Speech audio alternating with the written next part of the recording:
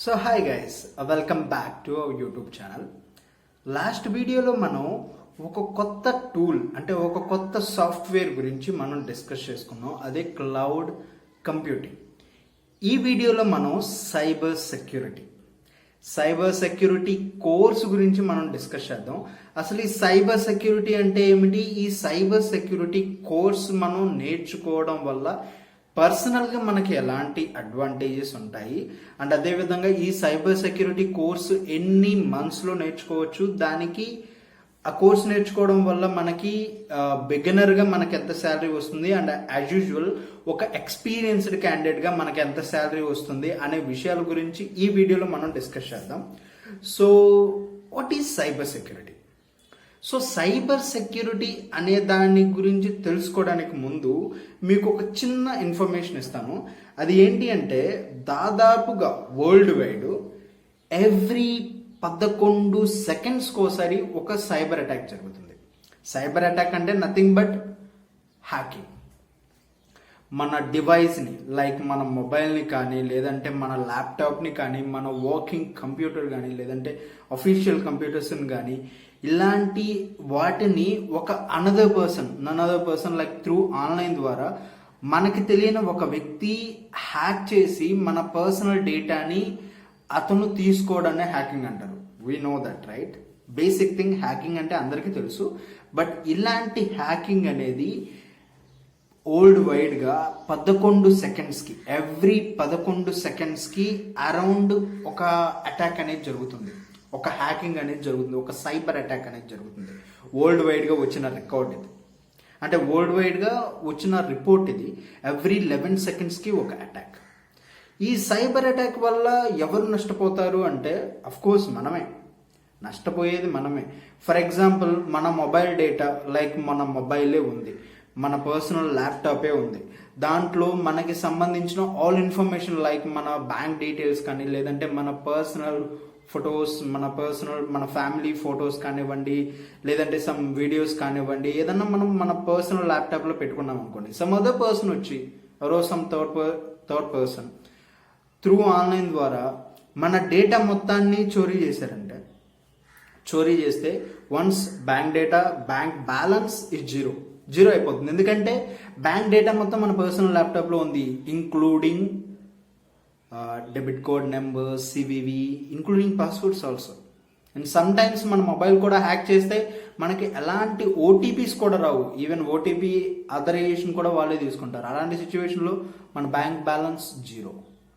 And that మన bank balance zero కావడమే కాకుండా మన డేటా కూడా అతని దగ్గర ఉంటుంది, లైక్ మన పర్సనల్ ఫొటోస్, ఫ్యామిలీ వీడియోస్, ఇవన్నీ కూడా వాళ్ళ దగ్గర పెట్టుకొని మనల్ని లైక్ బ్లాక్మెయిల్ చేస్తే, ఇంటర్నెట్లో పెడతాను, ఇంత అమౌంట్ ఇవ్వకపోతే అని ఇలా బ్లాక్మెయిల్ చేస్తే మనం ఏం చేయలేం కదా. మనకు కావాల్సింది మన డేటా.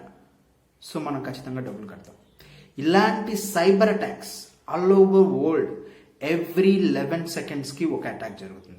వచ్చిన రిపోర్ట్ ప్రకారం చదువుతాను, దాదాపుగా 2021లో ఎన్ని సైబర్ అటాక్స్ జరిగాయంటే గ్లోబల్లీ ఒక రోజుకి 30,000 అటాక్స్ జరిగాయి. 30,000 సైబర్ అటాక్స్ జరిగాయి, including top MNC companies data also.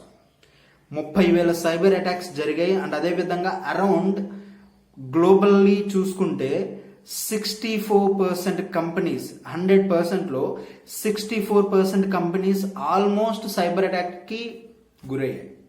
Only 36% of కంపెనీస్కి మాత్రమే ఈ సైబర్ అటాక్ అనేది ఇంతవరకు ఎక్స్పీరియన్స్ చేయాలి. Around number of 50% above, around 64% companies ఈ సైబర్ అటాక్ ఎక్స్పీరియన్స్ చేశాయి. సో వాళ్ళ డేటా ఎంత చోరీ అయిందో కూడా వీ కాంట్ ఇమాజిన్. ఆ రేంజ్లో కూడా సైబర్ అటాక్ జరిగాయి. సో అండ్ అదేవిధంగా అరౌండ్ 20 మిలియన్ బ్రీచ్డ్ రికార్డ్ అనేది క్రాస్ అయింది 2021లో.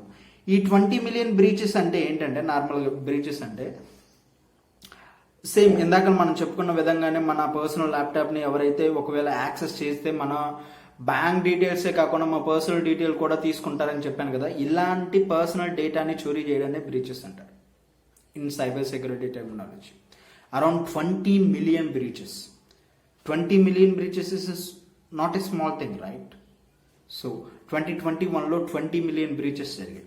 అండ్ అదేవిధంగా ఈ 95% ఆఫ్ ఇలాంటి హ్యాకింగ్కి, లైక్ ఇలాంటి సైబర్ అటాక్స్కి మెయిన్ రీజన్ వచ్చేసరికి ఒక emails, only emails, nothing but emails. If in case మీకు ఏదన్నా కూడా మీ మొబైల్లో కూడా జీమెయిల్స్ ఇలాంటివి వస్తూ ఉంటాయి కదా, మెయిల్స్ వస్తుంటాయి.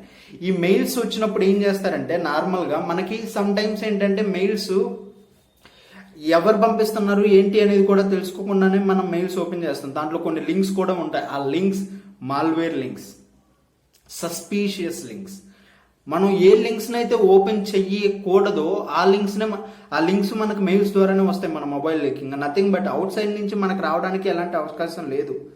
Only option we have out side నుంచి మనం డేటా తీసుకోవడం, త్రూ క్రోమ్లో ఏ లింక్స్ పడితే ఆ లింక్స్ ఓపెన్ చేయడం, and some suspicious apps download చేసి అన్నిటికీ అప్రూవల్ ఇవ్వడం, లైక్ అన్ని కుకీస్కి యాక్సెప్ట్ చేస్తే అప్పుడు మన మొబైల్ అనేది హ్యాక్ అయిపోద్ది.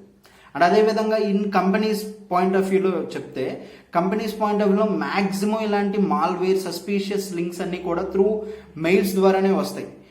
If you are an employee, మీకు ఇనీషియల్గా ఇచ్చే ట్రైనింగ్ ఈ సైబర్ సెక్యూరిటీ గురించే. Security is more important to the company. ఎందుకు అంటే ఒక బిగ్ కంపెనీ ఉంది, ఆ బిగ్ కంపెనీకి వాళ్ళ కంపెనీలో ఉన్న డేటా మొత్తం సెక్యూర్గా ఉంచుకోవాలి అంటే వాళ్ళది హ్యాక్ అవ్వకూడదు, ఈ బ్రీచెస్ అనేది జరగకూడదు. ఇలాంటి బ్రీచెస్ అనేవి జరగకుండా ఉండాలి అంటే only person who can save the data cyber security person. ఈ సైబర్ సెక్యూరిటీ కోర్స్ ఉన్నదే అందుకు.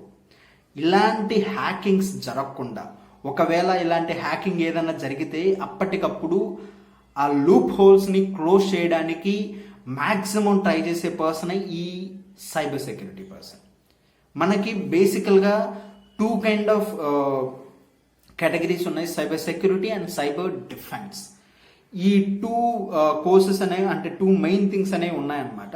ఈ cyber security and cyber defence వీళ్ళు ఏం చేస్తారంటే మ్యాక్సిమం పెద్ద పెద్ద కంపెనీస్లో డెఫినెట్గా నవేడేస్ ఒక ఎంఎన్సీ కంపెనీ అంటే ఆ ఎంఎన్సీ కంపెనీలో around number of employees thousands of employees అనేది వర్క్ చేస్తారు. లైక్ వాళ్ళ personal details and outlooks and వాళ్ళ బ్యాంక్ డేటా అండ్ వాళ్ళ కంపెనీకి సంబంధించిన ఇంకా మెయిన్ ఇంపార్టెంట్ డేటా. ఇప్పుడు ఫర్ ఎగ్జాంపుల్ ఉంది, ఒక ప్రాజెక్ట్కి సంబంధించి కొటేషన్ ఇవ్వాలి. ఆ కంపెనీ అనేది సీక్రెట్గా ఒక కొటేషన్ అనేది తయారు చేస్తుంది. లైక్ వాళ్ళకి ఏదన్నా ఒక సమ్ అదర్ ప్రాజెక్ట్ మీద ఒక కొటేషన్ ఇస్తారు, టెండర్ వేయాలి. ఒక కొటేషన్ అనేది ఆ టెండర్కి సంబంధించి ఒక కొటేషన్ అనేది ప్రిపేర్ చేస్తారు. ఇఫ్ ఇన్ కేస్ ఆ కంపెనీ డేటా ఎవరైనా హ్యాక్ చేసి ఆ డేటా అనేది, ఆ కొటేషన్కి సంబంధించిన డేటా అనేది ఆ డేటా అనేది బ్రీచ్ చేసుకొని ఇంకో కంపెనీకి అమ్ముకుంటే డెఫినెట్గా సేవ్ అమౌంట్ అనేది డెఫినెట్గా ఇస్తారు. ఎందుకు? వాళ్ళకి కావాల్సిన డేటా ఆ కంపెనీకి రాకూడదు. ఇప్పుడు నేనే ఉన్నాను, లైక్ ఏ అండ్ బి అనే 2 కంపెనీస్ ఉన్నాయి. బి కంపెనీ, ఏ కంపెనీ, 2 కంపెనీస్ కూడా ఒక టెండర్ని సాధించడానికి, అంటే ఒక ప్రాజెక్టు గెయిన్ చేయడానికి, అంటే ఆ ప్రాజెక్టు వాళ్ళకి రావడానికి ఫస్ట్ టెండర్స్ వేయాలి. We know that process, right? First tenders వేయాలి. ఆ టెండర్స్లో ఎవరైతే తక్కువ కొటేషన్ ఇస్తారో ఆ తక్కువ కొటేషన్ ఇచ్చిన వాళ్ళకి మాత్రమే ఆ టెండర్ అనేది, వాళ్ళకి ఆ ప్రాజెక్ట్ అనేది వస్తుంది. ఇప్పుడు ఏ అండ్ బి 2 కూడా తక్కువగా కొటేషన్స్ అనేవి ప్రిపేర్ చేస్తారు. లైక్ ఏ ఇంకా తక్కువలో ప్రిపేర్ చేసింది అనుకో, ఇప్పుడు ఏ కంపెనీ డేటాని ఎవరైనా హ్యాక్ చేసి వాళ్ళ కొటేషన్ డీటెయిల్స్ అన్నీ కూడా డేటా అనేది బ్రీచ్ చేసి, లైక్ డేటా అనేది స్టోరీ చేసి బి అనే కంపెనీకి అమ్మితే డెఫినెట్గా సేల్ అవుద్ది. ఎందుకు? ఆ బి అనే పర్సన్, ఏ అనే పర్సన్ ఇద్దరు కూడా ఒకే ప్రాజెక్టు సంపాదించుకోవడానికి ఇద్దరు పోటీ పడుతున్నారు. మధ్యలో ఒక పర్సన్ వచ్చి ఏ కంపెనీ డేటా చోరీ చేసి, దొంగతనం చేసి, సో నాకు మీ అపోనెంట్ కొటేషన్ నాకు తెలుసు, ఆ పర్సన్ ఎంత కొటేషన్ వేస్తున్నాడు అనేది. లైక్ ఆ పర్సన్కి తెలీదు వాళ్ళ డేటా అనేది హ్యాక్ అయింది అని చెప్పి. వాళ్ళంటే యాజ్ యూజువల్ పోయి టెండర్ వేస్తారు. సో వాళ్ళకి తెలియదు కదా. ఇప్పుడు ఆ పర్సన్ ఎవరైతే డేటా అనేది చోరీ చేశారో వాళ్ళు మీ అపోనెంట్ కంపెనీ లైక్ ఎంత కొటేషన్ వేస్తుంది అనేది నాకు తెలుసు. If you want to know you should pay some amount, then I will give the information అని అన్నాడు అనుకో. వాళ్ళకి కావాల్సింది, బి అనే కంపెనీకి కావాల్సింది project and they need information. డెఫినెట్గా వాళ్ళు ఎంత అమౌంట్ అయినా పే చేయడానికి రెడీగా ఉంటారు ఆ ప్రాజెక్ట్ సంపాదించుకోవడానికి, ఆ కొటేషన్ తెలుసుకోవడానికి. సో ఇలాంటి హ్యాకింగ్స్ అనేవి జరగకుండా ఉండేటట్టు చేసే ఒక వ్యక్తే ఈ సైబర్ సెక్యూరిటీ పర్సన్. ఈ సైబర్ సెక్యూరిటీ కనుక మీరు నేర్చుకుంటే, like if you know the content, like if you me cyber security course కనుక మీరు కంప్లీట్గా నేర్చుకుంటే, మీకు ఆ ప్రాసెస్ తెలిస్తే మీ దగ్గర ఉన్న డివైస్ సేఫ్గా ఉంటాయి. అండ్ యాజ్ యూజువల్ మీరు వర్క్ చేసే కంపెనీస్ యొక్క వాళ్ళ డేటా అనేది కూడా స్టోర్ అవుతుంది, సేవ్ అవుతుంది, సేఫ్ మోడ్లో ఉంటుంది అనమాట. ద మెయిన్ ఇంటెన్షన్ వచ్చేసరికి cyber security person main work వచ్చేసరికి ఒక కంపెనీస్కి సంబంధించిన కంప్యూటర్స్ కానీ, లేదంటే అఫీషియల్ కంపెనీస్, ఇప్పుడు present almost top MNC companies అన్నీ కూడా వర్క్ ఫ్రమ్ హోమ్ ఆపర్చునిటీస్ ఇస్తున్నాయి. వర్క్ ఫ్రమ్ హోమ్ అంటే డేటా బ్రీచ్ అవ్వడానికి చాలా అవకాశాలు ఉన్నాయి. ఇఫ్ ఇన్ కేస్ ఇన్ కంపెనీలో అయితే అక్కడే ఐటీ వాళ్ళు ఉంటారు, వాళ్ళు డైరెక్ట్గా అంతా కూడా ఒక మోనిటైజేషన్ ప్రకారం, లైక్ ఇప్పుడు మానిటరింగ్ చేస్తారు వాళ్ళ, మనం ఇంటికి తీసుకుపోవడానికి అవకాశం లేదు కదా, లైక్ ల్యాప్టాప్స్ కానివ్వండి, సిస్టమ్స్ కానీ. If in case work from office అయితే అంతా కూడా ఆఫీస్లోనే ఉంటాం, అక్కడ మానిటరింగ్ అనేది జరుగుతుంది, 24/7 మానిటరింగ్ అనేది జరుగుతుంది. ఆ డేటా బ్రీచ్ అవ్వడానికి అవకాశం అనేది ఉండదన్నమాట. ఇప్పుడు ఎప్పుడైతే వర్క్ ఫ్రమ్ హోమ్ అనే ఆప్షన్ ఇచ్చారో, మనకి ఇంటి దగ్గర నుంచి మనం వర్క్ చేస్తాం, లైక్ ల్యాప్టాప్, సిస్టమ్స్, ఎవ్రీథింగ్ మనం ఇంటి దగ్గర నుంచి వర్క్ చేస్తాం.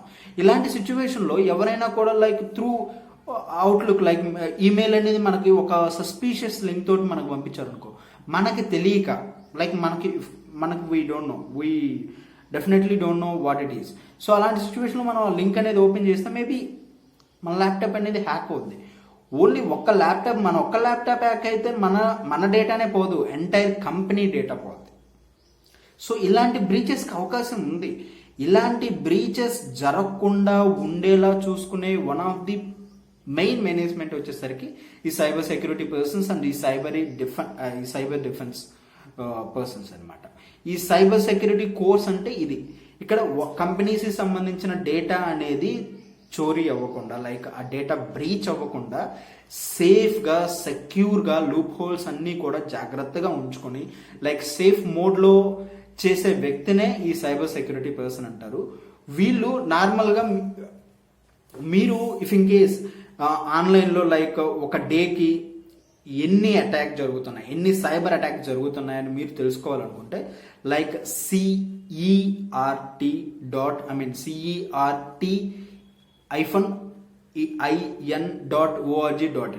CERT అని ఆన్లైన్లో కొట్టినా కూడా వచ్చేస్తుంది బండి, ఎందుకు ఈ గోలంతా. CERT, ఈ CERTలో ఏ రోజు ఎన్ని సైబర్ అటాక్స్ జరిగాయి, మన ఇండియాలో ఎన్ని కంపెనీస్ ఈ సైబర్ అటాక్స్కి గురయ్యాయి, ఎంత డేటా అనేది బ్రీచ్ అయింది, లైక్ ఈ డీటెయిల్స్ అన్నీ కూడా ఆ వెబ్సైట్లో అనేది ప్రొవైడ్ చేస్తారు. ఇది ఒక గవర్నమెంట్ వెబ్సైట్ అనమాట, CERT, don't forget it. So ఇలాంటి ఈ సైబర్ టెర్రరిస్ట్ ఎవరైతే ఉన్నారో, ఈ హ్యాకర్స్ ఎవరైతే ఉన్నారో, వాళ్ళ దగ్గర నుంచి సేఫ్ అండ్ సెక్యూరిటీగా ఉంచే వ్యక్తినే సైబర్ సెక్యూరిటీ పర్సన్స్ అంటారు. ఈ సైబర్ సెక్యూరిటీ వాళ్ళు చేసే మెయిన్ పనే ఇది, డేటా అనేది సేఫ్ మోడ్లో ఉంచడం. ఇకపోతే ఈ సైబర్ సెక్యూరిటీ కోర్స్ వచ్చేసరికి మనం 3 monthsలో నేర్చుకోవచ్చు. అండ్ కొంతమంది ఫుల్ ఫ్లెక్స్డ్గా చెప్పడానికి అరౌండ్ 6 months, కంప్లీట్గా ఫుల్లీ డే వైజ్గా చూసుకుంటే 3 monthsలో ఫినిష్ అవుద్ది. అలా కాకుండా పార్ట్ టైం బేసిస్లో like weekly wise, weekends wise మనం నేర్చుకోవాలంటే మ్యాక్సిమం 6 months అనేది పడుతుంది అనమాట. దీనికి ఫీజ్ స్ట్రక్చర్ వచ్చేసరికి, మీరు ఒకవేళ ఐఐటి కాలేజెస్, ఐఐటి ఇన్స్టిట్యూట్స్ ఇలాంటి ఇన్స్టిట్యూట్స్లో జాయిన్ అయ్యి ఈ సైబర్ సెక్యూరిటీ కోర్స్ అనేది కనుక మీరు తీసుకోవాలనుకుంటే అరౌండ్ 2.5 lakh ప్లస్ జిఎస్టీ అనేది వాళ్ళు చార్జ్ చేస్తారనమాట. ఇది నాకు ఎలా తెలిసిందంటే, ఈ సైబర్ సెక్యూరిటీ కోర్స్ గురించి తెలుసుకోవడానికి నేను ఆన్లైన్లో ఒక నెంబర్కి కాల్ చేస్తే అది నా కర్మగాలి ఒక ఐఐటికి వెళ్ళిపోయింది. దాదాపు ఒక 35 నిమిషాలు క్లాస్ తీసుకున్నారు వాళ్ళు కూడా. సైబర్ సెక్యూరిటీ అంటే ఏంటి, ఈ సైబర్ సెక్యూరిటీకి ఎన్ని అటాక్స్ జరుగుతున్నాయి డైలీ, ఈ రిపోర్ట్స్ అన్నీ కూడా దాదాపుగా నేను గ్యాదర్ చేసింది డిఫరెంట్ మోడ్లో నేను గ్యాదర్ చేసా. ఆ పర్సన్ వచ్చేసరికి ఈ ఫీ స్ట్రక్చరు ఐఐటి చెప్పారు, అరౌండ్ 2.5 lakh ప్లస్ జిఎస్టీ అంట. 3 monthsలో వాళ్ళు కోర్స్ ఇస్తారంట. 2.5 lakh ఈజీ, చాలా సింపుల్ అనమాట. సో అలా కాకుండా మీరు మన మైత్రివనం అమీర్పేటకి వెళ్ళాలనుకుంటే ఇంక వాళ్ళు ఏముంది, ఓ 15,000కి, ఓ 20,000కి ఇలా సైబర్ సెక్యూరిటీ ఫీజు అనేది ఉంటుందన్నమాట. ఒకవేళ మీరు సైబర్ సెక్యూరిటీ కోర్స్ కనుక కంప్లీట్గా నేర్చుకొని, if you are efficient in cyber security, if you know about the cyber security course and how to, మీరు కనుక ఆ ఇంటర్వ్యూ కూడా మీరు మేనేజ్ చేయగలిగితే, లైక్ మీరు ఒక జాబ్ అనేది తెచ్చుకోగలిగితే, శాలరీ స్ట్రక్చర్ వచ్చేసరికి మ్యాక్సిమం ఇనీషియల్గా ఒక బిగినర్గా మీరు స్టార్ట్ చేస్తే అరౌండ్ 4.5 lakh అనేది బిగినర్గా ఉంటుంది ఈచ్ అండ్ ఎవ్రీ కంపెనీ. ఎందుకు ఈ సైబర్ సెక్యూరిటీలో మనం తక్కువ ఆఫర్ అనేది చెప్పుకోలేము. ఎందుకు, సైబర్ సెక్యూరిటీ పర్సన్ అనేది is one of the main key person in nowadays IT sector. Present each and everything అనేది డిజిటలైజేషన్ అయింది, త్రూ ఆన్లైన్ ద్వారానే జరుగుతుంది. సో డెఫినెట్గా సైబర్ పర్సన్ అనేది వాళ్ళు ఉండాలి, వాళ్ళకి అంత ఇంపార్టెంట్ ఉంది. సో దానివల్ల ఏంటంటే సైబర్ సెక్యూరిటీ పర్సన్ బిగినర్గా కూడా 4.5 lakh around on and average చూసుకుంటే 30K అనేది స్టార్టింగ్ అనేది జరుగుతుంది అనమాట. అందులో does no doubt at all. ఒకవేళ మీరు కనుక ఎక్స్పీరియన్స్డ్ పర్సన్ అయితే మేబీ ల్యాక్స్లో ఉంటుంది శాలరీ. సో ఇది cyber security course and cyber security fee structure and salary details. So next వీడియోలో ఇంకో కొత్త టూల్ గురించి మనం డిస్కస్ చేద్దాం. So thank you and bye. And మర్చిపోయారు, ఈ వీడియో కనుక మీకు నచ్చినదే లైక్ చేయండి, కామెంట్ చేయండి, షేర్ చేయండి అండ్ సబ్స్క్రైబ్ చేయండి. అండ్ ఇఫ్ ఇన్ కేస్ మీకేదన్నా ఒక కొత్త టూల్ గురించి, ఒక కొత్త సాఫ్ట్వేర్ గురించి మీరు నేర్చుకోవాలనుకుంటే కామెంట్ చేయండి. ఆ టూల్ గురించి నేను డెఫినెట్గా ఆ టూల్ గురించి, ఆ సాఫ్ట్వేర్ గురించి నేను ఎక్స్ప్లెయిన్ చేస్తాను అనమాట. So thank you and bye. Safe and take care.